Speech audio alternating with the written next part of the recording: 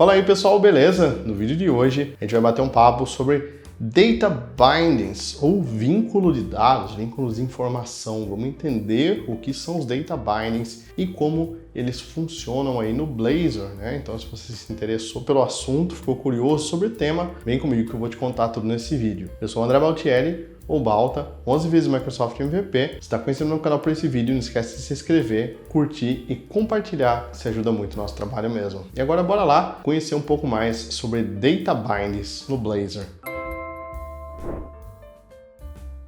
Perfeito, então pessoal, movendo aqui para o desktop, a primeira coisa que a gente vai fazer é criar um projeto aqui, né, que suporta o Blazor. Isso que eu vou mostrar aqui para vocês, esse conceito de Data Bindings aqui, ele serve para qualquer versão do Blazor, seja Blazor Author, Blazor WASM, Blazor Server, tá? Não importa, o código vai ser sempre o mesmo, tá bom? Vou criar aqui um .NET New Blazor, -O, Blazor Data Bindings. Então vamos criar esse projeto aqui com o nome Blazor Data Bindings e você pode abrir ele aí com qualquer editor que você quiser. No meu caso aqui eu vou abrir com o Rider, tá? Essa versão 2023.3 já está dando suporte completo aí ao Blazor com .NET 8. Lembrando que tudo que eu estou mostrando aqui já é na última versão do Blazor /.NET, tá?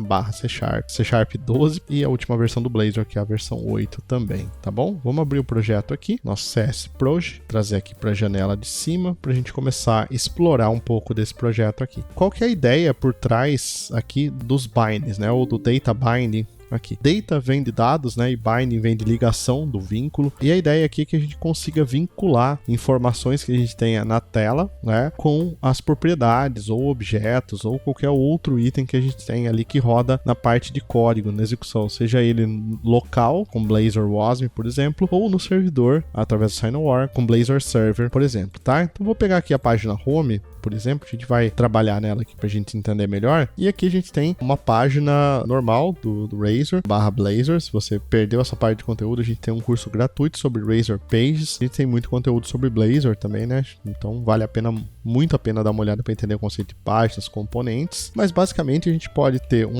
@code aqui, uma seção só para código, só para comportamento, tanto da nossa página quanto do nosso componente. E você pode colocar esse código aqui também, né? Esse @code separado em um outro arquivo, tá? Então isso é plenamente possível. Aliás, se vocês quiserem ver como fazer isso, deixa um comentário aqui no vídeo. A gente precisa entender que existem dois tipos de vínculo, dois tipos de ligação: one-way binding e two-way binding, tá? Então é literalmente one-way, um caminho, e two-way, dois caminhos, ou caminho duplo, né? O two-way binding, que difere um de outro. No modelo one-way, só um caminho, normalmente a gente usa só para representar dados na tela, a gente não usa para manipular informações, porque ele só exibe, depois disso ele deixa essa informação lá e não recupera essa informação novamente, tá? O two-way, ele fica conectado, então tudo que a gente faz na tela altera no código, tudo que a gente faz no código altera na tela. Eu tô falando tela, né? Mas tela a gente entende que é essa parte aqui, parte visual aqui, e código, essa parte que vem dentro da arroba, tá? Então essa é a diferença do one-way e o two-way. Basicamente a gente só tem o one-way data binding, né? O vínculo de um caminho, quando a gente não usa nenhum render mode aqui. Vou executar essa aplicação aqui, por exemplo, e criar uma variável aqui, ó, private string name, chamada de André. Não tem problema aqui ser private, protected, public, não importa isso pro Blazor aqui nesse contexto, tá? Então eu vou colocar aqui hello _name. Então quando eu fiz isso aqui, ó, eu vinculei o nome com esse @name aqui, tá? Então eu fiz esse vínculo aqui de um ou dois caminhos, tá? Então na verdade o que vai determinar isso, no caso do Blazor, né, ele sempre vai ser o two-way, ele só vai ser o one-way se você não colocar nenhuma interatividade com o componente, tá? Então ó, não coloquei nenhum render mode aqui, nada, e se a gente executar essa aplicação, obviamente a gente vai receber ali, né, vai ter o hello André, world aí na tela, tá? Que não ficou uma mensagem muito boa, mas com certeza vocês vão entender o que se passa por trás, tá? Deixa eu só executar essa aplicação aqui, trazer aqui na tela para vocês verem, tá? E a gente tem aqui o Hello André. O que acontece nesse modelo, né? O que a gente quer testar aqui agora? Eu vou criar um botão aqui embaixo, um button, e esse button aqui eu vou criar uma function aqui, então public void, uma função vazia, não quero ter nenhum retorno dela. Eu vou chamar ela de change name e eu vou trocar o name para Balta. Tá, então eu vou fazer essa troca aqui, ó, do underline name para Balta, tá bom? Nesse botão aqui, no onClick dele, eu vou chamar change name, vou chamar essa função change name, e aqui eu vou colocar o texto mudar o nome. Só colocar um class nele aqui como btn primary do Bootstrap, para ficar algo bonitinho visualmente pra gente, tá? Vou executar essa aplicação novamente aqui, pra gente ver o comportamento. Ó, eu tenho aqui André, então ele fez o vínculo, né, do código que estava lá com o name aqui, mas quando eu clicar aqui em mudar nome, não vai acontecer nada, tá? Isso porque o nosso componente ele não tem nenhuma interatividade, não tem nenhuma interação. O nosso componente, ou página aqui no caso, ele é simplesmente estático. Isso porque eu não tenho render mode, não tenho nada atribuído nele, tá? Então, na verdade, até existe um vínculo aqui de dois caminhos, né? Até existe um two-way binding, só que o nosso componente ele não tem interação. Então, esse vínculo aqui vai ser sempre para exibir informações na tela de uma forma estática. A partir do momento que eu coloco o render mode interactive server aqui, eu coloco esse render mode interactive server, ou seja, meu componente ou página ele vai ser interativo e eu vou manipular ele no lado do servidor. Agora esse componente aqui ele vai ter uma mudança no comportamento dele. Então quando eu clicar no change name, ele vai alterar o nome, e como esse nome aqui está ligado com o nome aqui de cima da tela, automaticamente ele já vai alterar o nome na tela. Então veja só, tá aqui André, né? Então vamos clicar aqui em mudar o nome, ele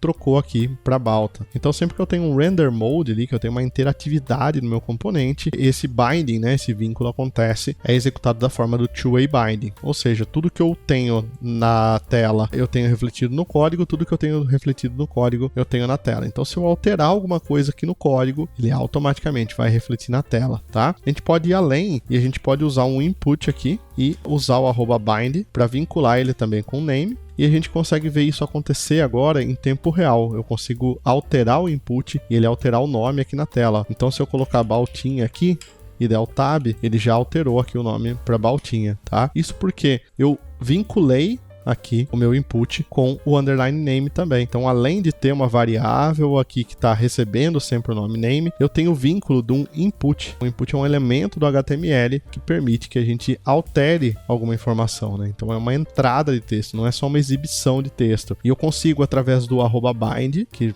o próprio nome do vídeo já diz, né? O data bindings, através do bind eu consigo vincular esse input com algum outro item, tá? Se a gente trabalhar com formulários, esse bind é diferente, chama bind value, é um outro contexto, eu vou mostrar para vocês num próximo vídeo, tá? Mas aqui no input, da forma mais básica, ele acontece dessa forma aqui. Então sempre que eu tenho esse vínculo, o que acontece? Se eu alterar algo no input, ele automaticamente vai alterar no código. Se eu alterar algo no código, ele automaticamente vai alterar no input. Então se eu voltar aqui para cá e colocar como teste, der um tab, ele colocou o nome aqui, e se eu mudar o nome, ó, ele vai mudar o nome nos dois. Então mudou aqui e aqui. Por quê? Porque todos os campos eles estão ligados. Então o two-way binding tá ligado aqui. Tudo que eu altero no código, altera na tela, tudo que eu altero na tela, altera no código, tá? Então isso é o binding, isso é o vínculo, né? Ou data binding, como você queira chamar aí. Esse é o vínculo que o Blazor fornece por padrão pra gente. E essas são as formas que a gente tem de vincular isso, tanto na tela, né? Quanto nos nossos inputs aqui. Lembrando que para trabalhar com formulário é um pouco diferente, vou mostrar para vocês depois. E aqui tanto faz se eu usar o Interactive Server, Interactive WebAssembly, Interactive Auto. Então não importa, o código vai ser sempre o mesmo. A forma de fazer o binding vai ser sempre a mesma, tá bom? Então sempre que vocês verem bind alguma coisa, tá se referindo a isso, né? A esse vínculo, beleza? Perfeito, então, pessoal. Era isso que eu tinha para mostrar para vocês hoje. Espero de coração que vocês tenham gostado aí dessa aula sobre binds, né? Sobre vínculos. Espero que vocês tenham entendido um pouco mais como funcionam os data binds, os vínculos de informação entre propriedades, entre formulários e N outros itens aí dentro do Blazor, tá? Se você tem alguma sugestão de conteúdo, quer ver algum conteúdo mais específico, claro, deixa nos comentários aqui, eu vou ver se eu consigo atender os seus pedidos, tá? No mais, comenta aí também se você já usa Blazor, se você está gostando dos conteúdos que a gente está lançando de Blazor, ou se você pretende usar o Blazor no futuro próximo nas aplicações dentro da sua empresa, tá bom? Não deixe de comentar, é muito importante para a gente fomentar o assunto, tá bem? Um abraço e até o próximo vídeo.